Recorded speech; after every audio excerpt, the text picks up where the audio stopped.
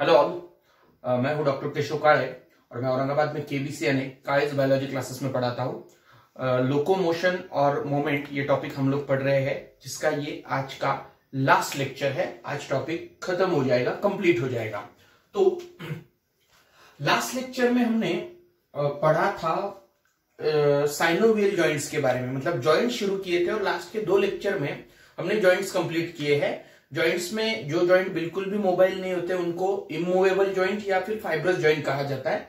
जो slightly movable होते हैं उनको स्लाइटली मूवेबल या फिर कार्टिलेजिनस जॉइंट कहा जाता है। फ्रीली मूवेबल यानी पूरी तरह से, ये जो शोल्डर, एल्बो, रिस्ट, एंकल, नी, इस तरह के जो जॉइंट्स हैं इनको फ्रीली मूवेबल या साइनोवियल जॉइंट कहा जाता है। जॉइंट के एग्जाम्पल, बाकी सारे डिटेल्स हमने इससे पहले के लेक्चर में कवर किए हैं। आज का जो टॉपिक है वो आज का टॉपिक डिसऑर्डर्स पे है। Disorders of skeletal system and muscular system. Disorders का मतलब होता है डिसीजेस या प्रॉब्लम्स या एबनॉर्मेलिटीज।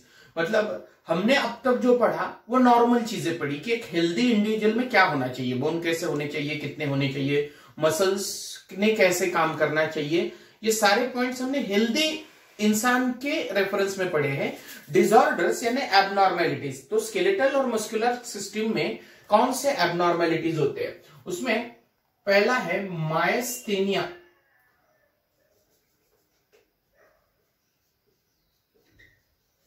Myasthenia gravis.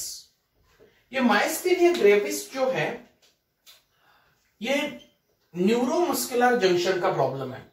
आज मैं जो भी आपको डिसीजेस पढ़ाऊंगा उसमें 2 बार एक वर्ड आएगा, ऑटो इम्यून डिसीज। मतलब ये बीमारी और इसके बाद आने वाली और एक बीमारी, ये दोनों भी ऑटो इम्यून बीमारियां होती है। ऑटो इम्यून डिसीज है ये, ऑटो इम्यून। अब ऑटो इम्यून का मतलब एक बार समझ लेते हैं। ऑटो का मतलब होता है सेल्फ और इम्यून मतलब इम्यूनिटी। तो नॉर्मली हमारी जो इम्युनिटी होती है, आपली जी रोग प्रतिकार शक्ती असते त्याने काय करायला पाहिजे इम्युन सिस्टीमने, तर आपल्या बॉडीमध्ये बाहेरून येणाऱ्या डिसीज कॉजिंग एजंट्सला, पॅथोजन्सला, आपल्याला आजारी पाडणाऱ्या मायक्रो ऑर्गॅनिझम्सला संपवायला पाहिजे, बरोबर?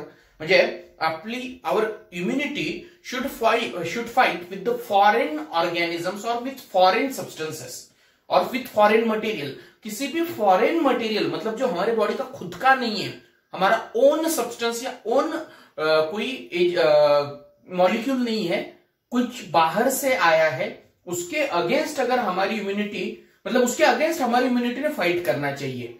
मतलब आवर इम्यूनिटी 12th स्टैंडर्ड का एक टॉपिक है हेल्थ एंड डिसीज, उसमें मैं आपको इम्यूनिटी के प्रॉपर्टीज पढ़ाऊंगा कि इम्यूनिटी में क्या क्या कैरेक्टर्स होने चाहिए या क्या क्या कैरेक्टर्स होते हैं। उसमें से एक कैरेक्टर मैं आप लोगों को पढ़ाऊंगा कि discrimination between self and non self.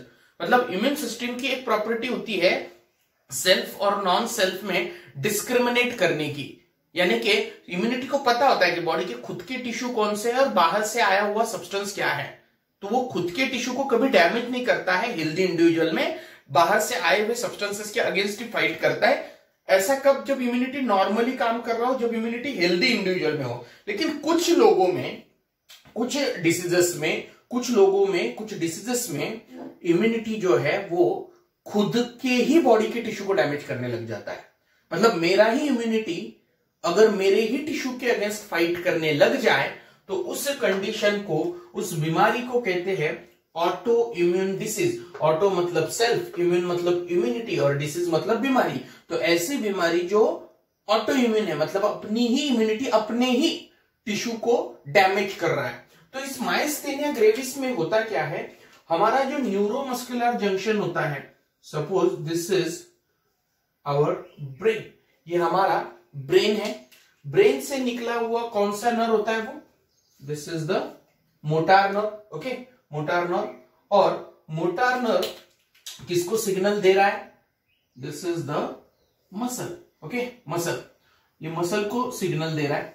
Muscle bone पर अटैच होता है, वो सारी बातें हमने पढ़ ली है कि यहाँ पे बोन होगा, वो सारा सब कुछ हमने पढ़ लिया है। यहाँ पे मुझे सिर्फ न्यूरोमस्कुलर जंक्शन, ये मसल बोन पे अटैच है क्योंकि वो स्केलेटल मसल है।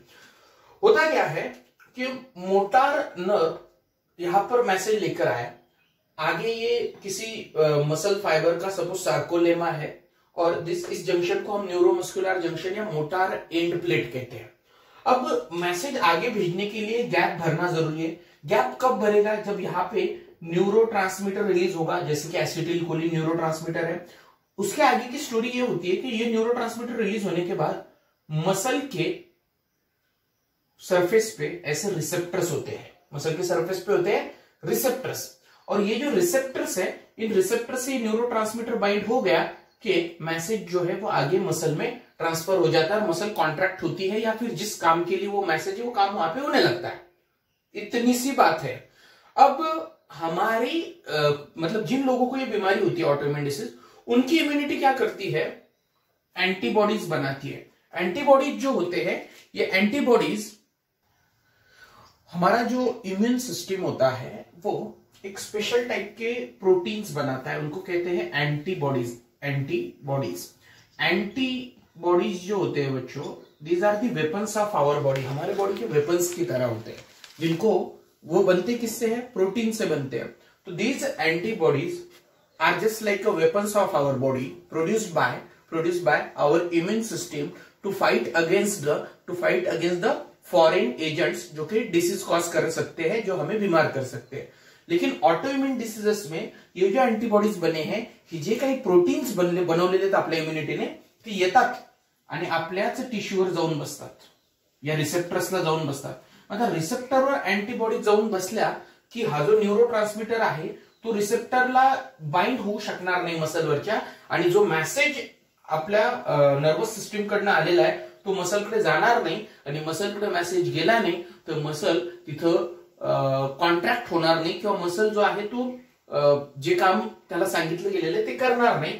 मग या आजारामध्ये वीकनेस येतो, माणसाचे हातपाय वीक होतात, फटीग, जे मी सांगितलं तुम्हाला की मसल काम नाही करत, मसलमध्ये क्रॅम्प्स येतात, आणि ते मसल जे आहेत त्यांना थांबावं लागतं काम करत असताना। तो फटीग हमने देखा था स्केलेटल मसल के, तो वीकनेस, फटीग और मसल पैरालिसिस क्यों? क्योंकि अगर नर्वस सिस्टम बताएगा ही नहीं तो मसल का जो काम है वो करेगा नहीं वो, तो यहाँ पे पैरालिसिस भी होता है। पैरालिसिस, तो क्या बताया मैंने? वीकनेस, फटीग और पैरालिसिस ही सिम्टम्स है, हे लक्षणं आहेत हा आजाराचे। हा आजार कुठला आहे? ऑटोइम्यून मायस्थेनिया ग्रेव्हिस कसा आहे? ऑटोइम्यून डिसीज आहे। हा झाला पहिला आजार। दुसरा आजार आहे muscular dystrophy. Muscular dystrophy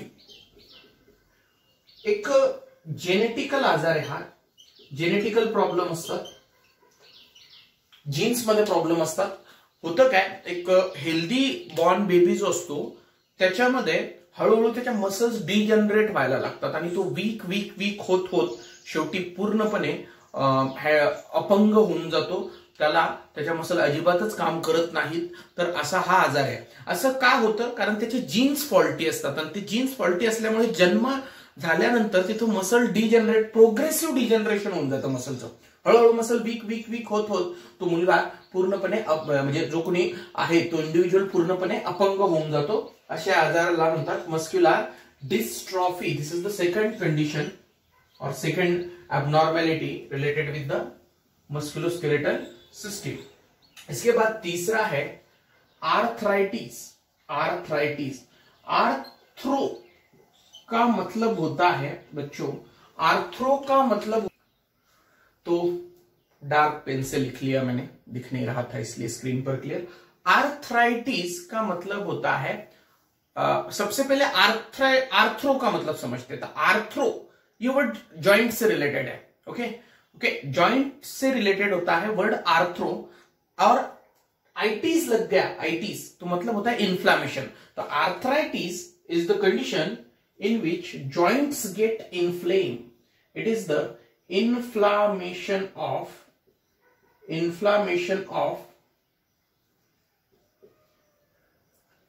joints। joint का inflammation होता है इसमें। It is inflammation of joints, arthritis। अब अलग अलग मतलब रीजन क्या है, what is the aetiology, causes क्या है, उस पे बेस्ड आर्थराइटिस के अलग अलग टाइप है। मतलब सब टाइप्स में पहला आता है रूमेटॉइड आर्थराइटिस। रूमेटॉइड आर्थराइटिस, ये भी मैंने जब पहले ही कहा था कि मैं 2 बार वर्ड यूज करूंगा, ऑटो इम्यून डिसीज, 2 बार वर्ड यूज करूंगा। तो पहली बार यहां पे कहा मैंने कि myasthenia gravis is a autoimmune disease, और दूसरा है ये रूमेटॉइड आर्थराइटिस भी ऑटो इम्यून है। मतलब हमारी ही इम्यूनिटी जब हमारे बॉडी के अगेंस्ट काम करने लगती है, ऑटो इम्यून डिसीज है। हमने साइनोवियल जॉइंट का स्ट्रक्चर देखा था। क्या होता है साइनोवियल जॉइंट में, ये एक बोन है सपोज, ओके, उसके नीचे यहां पे दूसरा बोन होगा, ये दूसरा बोन है, और इन 2 बोन्स के बीच, मतलब इन दोनों बोन को इनक्लोज करने वाला ये कैप्सूल होता है, कैप्सूल होता है, और इसके अंदर क्या है, साइनोवियल फ्लूइड है, ओके। अब एंटीबॉडी जाके इस जॉइंट को डिस्ट्रॉय करने लगते हैं, जॉइंट को करने लगते हैं डिस्ट्रॉय। इस डिस्ट्रक्शन से या फिर इस एंटीबॉडी की वजह से जॉइंट के कैप्सूल के अंदर यहाँ पे कार्टिलेज भी होते हैं, मतलब ये जो एंड है यहाँ पे कार्टिलेज भी होता है, आर्टिकुलर कार्टिलेज, ओके, यहाँ पे कार्टिलेज भी। तो होता क्या है, जॉइंट के अंदर ये पानी जो भरा पड़ा है, ऑटो इम्यून कंडीशन में यहाँ पे जाके एंटीबॉडीज बैठ जाते हैं और ये जॉइंट को डिस्ट्रॉय करने लगते हैं। इस दौरान जॉइंट के अंदर ग्रैन्यूल्स या क्रिस्टल्स जैसे स्ट्रक्चर प्रोड्यूस होते हैं। इन क्रिस्टल्स को कहा जाता है पॅनस, इन क्रिस्टल्स को कहा जाता है पॅनस। असे छोटे छोटे क्रिस्टल सारखे ज्यांना पॉइंटेड असं सरफेस आहे, असे ग्रॅन्युल्स प्रोड्यूस होतात, त्यांना पॅनस असं म्हटलं जातं। आणि आता साहजिक आहे, इथं जर असं ग्रॅन्युलर किंवा असं क्रिस्टल सारखं काहीतरी असलं तर ते जॉइंटला काय करेल, इरोड करेल, जॉइंटच्या या कॅप्सूलला, इथल्या कार्टिलेजला, सगळ्या गोष्टींना हे कुरतडेल, आणि याला त्याच्यामुळे तिथं प्रचंड पेन वगैरे अशा गोष्टी होतात, पेन होतात, जॉइंट पूर्णपणे इन्फ्लेम होऊन जातात, मुवमेंट करायला भयंकर असा त्रास होतो, आणि या कंडिशनला म्हणतात रूमॅटॉइड आर्थरायटिस। मी काय सांगितलं बघा, हा एक बोन आहे, ओके, हा एक बोन आहे, त्याच्या खाली दुसरा बोन आहे, हा सपोज दुसरा बोन आहे, यांच्यामध्ये सायनोवियल जॉइंट, ही जॉइंटची कॅप्सूल आहे, इथं बोनला अटॅच हे काय असतात रे, कार्टिलेज असतात, आणि इथं पाणी भरलेलं आहे। हा नॉर्मल स्ट्रक्चर झालं। या कंडिशन मध्ये रूमॅटॉइड आर्थरायटिस मध्ये आपल्याच बॉडीची इम्युनिटी आपल्याच बॉडीच्या टिश्यूच्या अगेन्स्ट, म्हणजे जॉइंटच्या अगेन्स्ट ग्रॅन्युल्स बनवते, क्रिस्टल्स बनवते, सॉरी अँटीबॉडीज बनवते, नॉट ग्रॅन्युल्स और क्रिस्टल्स, अँटीबॉडीज बनवते। अँटीबॉडीज आपलीच इम्युनिटी बनवते आणि आपल्याच जॉइंट्सच्या अगेन्स्ट काम करते। That's why it is called as auto immune disease, याला ऑटो इम्युन डिसीज असं म्हटलं जातं। आणि इथं काय होतं, अँटीबॉडीज या जॉइंटला डॅमेज करत असताना इथं असे क्रिस्टल सारखे ग्रॅन्युल्स तयार होतात, पॉइंटेड असे ग्रॅन्युल्स तयार होतात, त्यांना म्हणतात पॅनस। आणि हे पॅनस, पी फॉर पॅनस, हे या जॉइंट्सच्या तिथल्या सगळ्या स्ट्रक्चरला घासले जाऊन तिथं त्यांना इरोड करतात, कुरतडतात, आणि या जॉइंटचं जसं जसं इरोजन, तुम्ही इमॅजिन करा ना, इथं जर का हे कुरतडलं जात असेल तर किती भयंकर पेन होईल त्या जॉइंटच्या मुवमेंटच्या वेळेला। तर अशी ही कंडिशन आहे रूमॅटॉइड आर्थरायटिस। हे दोन्ही आजार, ऑटोइम्युन रूमॅटॉइड आर्थरायटिस आणि मायस्थेनिया ग्रेव्हिस। आता नेक्स्ट कंडिशन जी आहे, ती नेक्स्ट कंडिशन बघण्याच्या अगोदर आपण हे पूर्ण परत रिवाइज करू। तुम्हाला माझ्या सोबतच पाठ करायचंय, म्हणजे इथंच मी तिथपर्यंत एक्सप्लेन करत जाईपर्यंत तुम्हाला लक्षात राहिलं पाहिजे की काय मी बोलतोय किंवा काय मी कन्सेप्ट कव्हर केलाय। तर डिसऑर्डर्स बघतोय आपण, प्रॉब्लेम्स किंवा ॲबनॉर्मॅलिटीज ऑफ मस्क्युलोस्केलेटल सिस्टीम। मायस्थेनिया ग्रेव्हिस हा जो आजार आहे हा ऑटोइम्युन आहे। याच्यामध्ये आपल्याच बॉडीची इम्युनिटी सिस्टीम आपल्याच बॉडीच्या टिश्यूच्या अगेन्स्ट अँटीबॉडीज बनवत असते। होतं काय, हा नर्वस सिस्टीम आहे, दिस इज मोटार नर्व, हे न्यूरोमस्क्युलर जंक्शन आहे, समोर मसल आहे, मसल वरती रिसेप्टर्स असतात, त्या रिसेप्टर सोबत ऍक्च्युअली न्यूरोट्रान्समीटर म्हणजे ऍसिटिलकोलिन बाइंड व्हायला पाहिजे, पण तिथं जाऊन बसलंय कोण रे, अँटीबॉडीज। कोणी प्रोड्यूस केल्या, आपल्याच बॉडीने प्रोड्यूस केल्या। मग अँटीबॉडीज इथं बसलेल्या असताना न्यूरोट्रान्समीटर तिथं जाऊन बाइंड होईल का, नाही होणार। मग सिग्नल समोर जाईल का, नाही जाणार। मग तिथं पॅरालिसिस, फटीग आणि वीकनेस हे सिम्पटम्स येतात, आणि तो व्यक्ती जो आहे त्याच्या मसल्स काम करत नाही। मस्क्युलर डिस्ट्रॉफी, मसल डिजनरेट व्हायला लागतात, डिस्ट्रॉय व्हायला लागतात। का, कारण त्याच्यामध्ये तसले फॉल्टी जीन्स असतात, हा जेनेटिकल आजार आहे. आर्थरायटिस, तिसरी कंडिशन आपण बघितली arthritis. Arthro means joint and itis हे लागलं की मन समजायचं inflammation. So it is the inflammation of joint. मग याच्यामध्ये इन्फ्लामेशन का होतंय जॉईंटचं, त्याच्यावर बेस्ड तिथं याचे सब टाइप्स पडतात. रुमॅटॉइड आर्थरायटिस जो आहे त्याच्यामध्ये ही ऑटोइम्युन कंडिशन आहे. अँटीबॉडीज ज्या बनतात त्या अँटीबॉडीज आपल्या जॉईंटच्या अगेन्स्ट तिथं काम करत असतात आणि ह्या जॉईंटच्या अगेन्स्ट काम करायला लागल्या अँटीबॉडीज की तिथं ही जॉईंटची कॅप्सूल जी आहे ती कॅप्सूल च्या आतमध्ये पॅनस नावाचे क्रिस्टल्स बनतात आणि हे क्रिस्टल्स किंवा हे पॅनस जॉइंटला इरोड करतात आणि जॉइंट तिथं पूर्णपणे इन्फ्लेम होतो. तो हम लोग आर्थराइटिस देख रहे हैं. आर्थराइटिस मतलब इन्फ्लामेशन ऑफ जॉइंट. जॉइंट का होता है इन्फ्लामेशन. तो अगर जॉइंट का इन्फ्लामेशन ऑटोइम्यून डिसीज की वजह से हो जाए तो उसे कहते हैं रूमेटॉइड आर्थराइटिस. और अगर बाकी अब डिपेंडिंग ऑन द कॉज और इटियोलॉजी आर्थराइटिस के अलग अलग टाइप्स होते हैं. अब दूसरा है ऑस्टियोआर्थराइटिस. ऑस्टियोआर्थराइटिस में क्या होता है कि ये कोई अगर एक जॉइंट है सपोज, उसमें ये एक बोन है और ये उसके सामने वाला बोन है, और बोन जो होते हैं वो डायरेक्टली एक दूसरे के कांटेक्ट में नहीं रहते, उनके ऊपर कुछ सॉफ्ट होना चाहिए या बीच में कुछ सॉफ्ट होना चाहिए. तो यहां पे सपोज ये कार्टिलेज है. ओके, ऑस्टियोआर्थराइटिस में कार्टिलेज डिस्ट्रॉय हो जाता है और उसके साथ बोन एक दूसरे के ऊपर फ्रिक्शन करने लग जाती है क्योंकि बोन का जो सरफेस है वो रफ होता है. Because of this rough surface bones एक दूसरे के ऊपर घिसने लगते हैं और डैमेज हो जाते हैं और साथ में जॉइंट का भी इन्फ्लामेशन होता है और इसको कहते हैं ऑस्टियोआर्थराइटिस. क्यों होता है ऑस्टियोआर्थराइटिस? तो मोस्ट प्रोमिनेंट या मोस्ट इंपॉर्टेंट कॉज है एजिंग. उम्र मतलब एजिंग के साथ 40-50 ईयर्स के बाद, 40-50 सालों के बाद जब बॉडी बुढ़ापे की तरफ झुकती है तो बॉडी में ये जो कार्टिलेज होते हैं इन कार्टिलेज का वाटर कंटेंट बढ़ जाता है, उनमें पानी बढ़ने लगता है और उनका जो प्रोटीन स्ट्रक्चर है, कार्टिलेज के अंदर जो प्रोटीन है वो डिस्टर्ब हो जाते हैं और इसकी वजह से उनका डिस्ट्रक्शन होता है. आपको इसकी पैथोफिजियोलॉजी है, इसके इटियोलॉजी से कुछ लेना देना नहीं. आपको क्या याद रखना है, ये बोन के ऊपर के कार्टिलेज के डिस्ट्रक्शन की वजह से अगर वहां पे इन्फ्लेमेशन हो जाए तो उसे ऑस्टियोआर्थराइटिस कहा जाता है. तीसरा, एनसीईआरटी में उस कंडीशन को गाउट कहा गया है, गाउट. और दूसरा इसको गाउटी आर्थराइटिस भी कहा जाता है, गाउटी आर्थराइटिस. तो गाउट या गाउटी आर्थराइटिस होता क्या है, हमारे बॉडी में यूरिक एसिड जो होते हैं उसका प्रोडक्शन रूटीनली, सिंपल, पहले मैं नॉर्मल बात बता देता हूं आप लोगों को. यूरिन में, इंसानों की यूरिन में होता है यूरिया. इंसान जो है वो यूरियोटेलिक ऑर्गेनिज्म है, उनकी यूरिन में यूरिया होता है. लेकिन थोड़ा सा यूरिक एसिड भी हमारे बॉडी में प्रोड्यूस होता है. क्यों प्रोड्यूस होता है, किसके ब्रेकडाउन से होता है, ये सारी बातें मैं एक्सक्रीशन एंड ऑस्मोरेगुलेशन टॉपिक के वक्त बताऊंगा.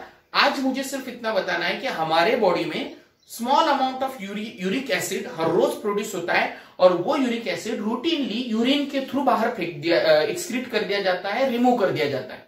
ओके, अब अगर किसी वजह से वो मेटाबॉलिक एबनॉर्मेलिटी हो, किसी पाथवे में आए हुए एबनॉर्मेलिटीज हो, तो किसी भी एबनॉर्मेलिटी की वजह से अगर हमारे बॉडी में यूरिक एसिड का प्रोडक्शन बढ़ जाए, बच्चों, यूरिक एसिड का प्रोडक्शन बढ़ जाए तो उस बढ़े हुए यूरिक एसिड को हमारे किडनीज फिल्टर करके रिमूव नहीं कर पाते.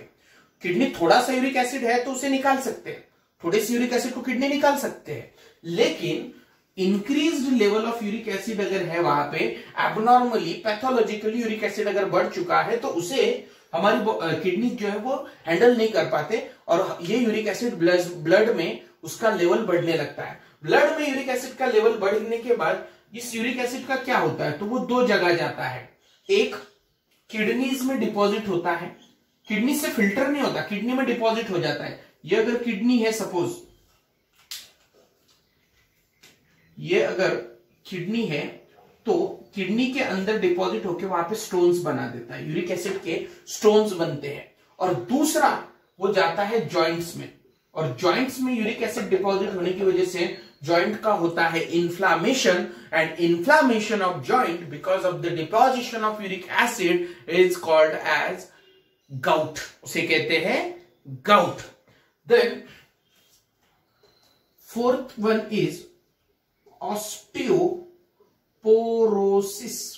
ऑस्टियोपोरोसिस, देखो पोरस म्हणजे छिद्र, पोर म्हणजे छिद्र, तर आपले जे हाड आहे, आपले जे बोन्स आहेत ते ठिसूळ होतात।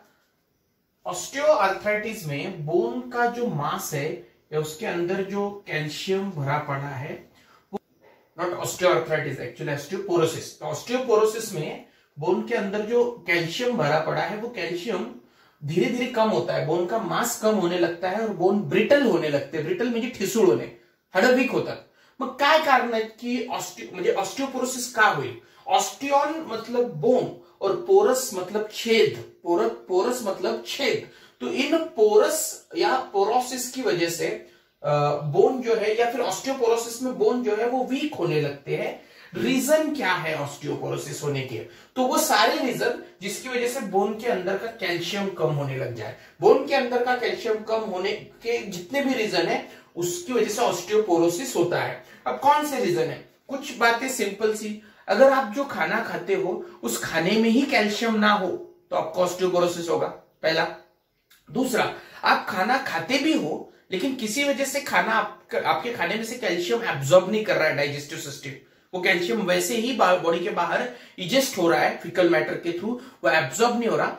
अगर पुअर एब्जॉर्प्शन है कैल्शियम का तो भी वहां पे ऑस्टियोपोरोसिस होगा। इसके अलावा होता क्या है बच्चों, सपोज ये हमारा डाइजेस्टिव सिस्टम है, ओके, ये इसोफेगस है, ये स्टमक है, बाकी आगे पूरा डाइजेस्टिव सिस्टम है। पार्ट्स क्या होते हैं डाइजेस्टिव सिस्टम के, ये हम लोग उस टॉपिक में पढ़ेंगे जब डाइजेस्टिव सिस्टम पढ़ाया जाएगा आप लोगों को। यहां पे सपोज आपने खाना खाया, आपके खाने में से मतलब इंटेस्टाइन में होता है वो एक्चुअली जो मटेरियल है, सपोज कैल्शियम है, तो कैल्शियम को ये ब्लड वेसल है, तो हम जो खाना खाते हैं उसमें से जो कुछ भी न्यूट्रिएंट है कैल्शियम के साथ बाकी vitamin, minerals, carbohydrate, protein, fat, जो भी इसमें अच्छा है जो बॉडी को चाहिए वो एब्जॉर्ब करके ब्लड में डाल दिया जाता है। तो ब्लड में बाकी सारी चीजों के साथ क्या आ गया? कैल्शियम भी आ गया। अब ब्लड में कैल्शियम का एक लेवल होता है, नॉर्मल लेवल, उस लेवल के ऊपर अगर कैल्शियम जाने लग जाए, ओके, तो ब्लड में से कैल्शियम उठा के हमारे बॉडी के बोन्स में डाल दिया जाता है। क्या कह रहा हूं मैं कि ब्लड में कैल्शियम का नॉर्मल लेवल है ये, इससे ज्यादा अगर कैल्शियम होने लग जाए तो वो ज्यादा बढ़ा हुआ कैल्शियम जो है वो ब्लड से उठा के बोन में डाल दिया जाता है, ट्रांसफर कर दिया जाता है। और ऐसा करने के लिए, मतलब ब्लड से उठा के बोन में डालने के लिए एक हार्मोन चाहिए जिसका नाम होता है थायरोकैल्सिटोनिन। ओके, थायरोकैल्सिटोनिन ऐसा हार्मोन है जो आपके ब्लड से कैल्शियम को ट्रांसफर कर देता है बोन में। और अगर आपके ब्लड में से कैल्शियम जो है वो कम होने लग जाए, ब्लड में से कैल्शियम अगर कम होने लग जाए, खाना नहीं मिला है या फिर खाने में कैल्शियम कम है या एब्जॉर्ब नहीं हुआ, किसी भी वजह से ब्लड का कैल्शियम लेवल नॉर्मल से नीचे जाने लग जाए, तो बोन में से कैल्शियम उठा के फिर से ब्लड में डाल दिया जाता है। मतलब बॉडी का जो टेंडेंसी होता है वो ब्लड का कैल्शियम मेंटेन करना होता है, उसको नॉर्मल मेंटेन करना है। उससे ऊपर जाने लग जाए उठा के बोन में डाल दो, उससे नीचे जाने लग जाए बोन से निकालकर ब्लड में ले लो। प्रायोरिटी कहाँ का कैल्शियम मेंटेन करना है? इसका ब्लड का कैल्शियम मेंटेन करना है। इसके लिए भी एक हार्मोन चाहिए जिसका नाम है पैराथायरॉयड हार्मोन। ये हार्मोन कौन प्रोड्यूस करता है, इनके बाकी इफेक्ट्स क्या है, ये सारी बातें केमिकल कोऑर्डिनेशन टॉपिक में होगी। मतलब एंडोक्राइन सिस्टम पे एक अलग से टॉपिक है, तब इन सब के बारे में ये पूरा डायग्राम भी मैं तब फिर से ड्रॉ करूंगा। ओके, आज सिर्फ मुझे ये आपको कुछ बुक्स में इस पे एमसीक्यू मिलेगी इस टॉपिक में, इसलिए मैं ये कवर कर रहा हूं। एक्चुअली ये कॉन्सेप्ट पूरा उस टॉपिक का है, केमिकल कोऑर्डिनेशन का है। तो अगर किसी वजह से थायरोकैल्सिटोनिन की लेवल कम हो जाए तो इधर जाने वाला कैल्शियम जो है वो कम होगा, बोन्स जो है वो ब्रिटल होने लग जाएंगे। Hyposecretion of thyrocalcitonin can cause the osteoporosis, क्योंकि इधर से इधर कैल्शियम कम आएगा। हाइपर सिक्रेशन ऑफ मतलब ज्यादा सिक्रेशन, जरूरत से ज्यादा secretion of parathyroid hormone can also cause osteoporosis. मतलब इसका अगर ज्यादा सिक्रेशन होता है तो बहुत ज्यादा कैल्शियम यहां से निकाल लिया जाएगा और इधर ट्रांसफर कर दिया जाएगा। मतलब इसका ज्यादा सिक्रेशन या इसका कम सिक्रेशन, ये दोनों भी ऑस्टियोपोरोसिस कॉज कर सकते हैं। Hyposecretion of thyrocalcitonin and hyper secretion of parathyroid hormone, क्योंकि पैराथायरॉइड हार्मोन बोन में से कैल्शियम निकाल रहा है। अगर ये ज्यादा हो गया तो ज्यादा निकल जाएगा, ये अगर कम हो गया तो इधर से इधर कम आएगा। इसके अलावा इस्ट्रोजन एक हार्मोन है जो फीमेल बॉडी में होता है। फीमेल्स में सेकेंडरी सेक्सुअल कैरेक्टर कंट्रोल करना और कई सारे फेमिनाइन कैरेक्टर्स कंट्रोल करना, ये इस्ट्रोजन का काम होता है। ये इस्ट्रोजन हार्मोन, इसके भी क्या फंक्शन है, कौन सीक्रेट करता है, बाकी क्या इफेक्ट्स है, वो सारी बातें केमिकल कोऑर्डिनेशन के वक्त होगी। यहां पे सिर्फ इतना याद रखना है कि इस्ट्रोजन का जो इफेक्ट है वो फीमेल बॉडी में कैल्शियम मेटाबॉलिज्म पर भी है। तो अगर फीमेल बॉडी में इस्ट्रोजन का सिक्रेशन कम होने लग जाए तो भी ऑस्टियोपोरोसिस होता है। तो ऑस्टियॉन मतलब बोन, पोरस मतलब छेद, तो भाडांमध्ये छिद्रां सारखे मायक्रोस्कोपिक असे पोरस अपीयरन्स होतं बोनचं आणि ते ठिसूळ होतं, बोन तुटतं, लगेच वीक होऊन जातं का, कारण त्यातला कॅल्शियम कमी झालाय। मग कुठले कारण आहेत, तुमच्या डाएट मध्येच कॅल्शियम नसेल किंवा तो डायजेस्टिव्ह सिस्टीम मध्ये ऍब्झॉर्ब झाला नसेल, ऍब्झॉर्ब झाल्यानंतर बोन ब्लड मधनं बोन मध्ये गेला नसेल किंवा बोन मधला जास्त काढला गेला असेल, अशा कुठल्याही कारणाने ऑस्टियोपोरोसिस होतो। जैसे कि थायरोकैल्सिटोनिन जो है वो ब्लड से बोन में ट्रांसफर करता है, अगर इसका सिक्रेशन कम हो जाए इस हार्मोन का तो भी ऑस्टियोपोरोसिस होगा। अगर पैराथायरॉइड हार्मोन जो है उसका सिक्रेशन बढ़ जाए तो भी ऑस्टियोपोरोसिस होगा।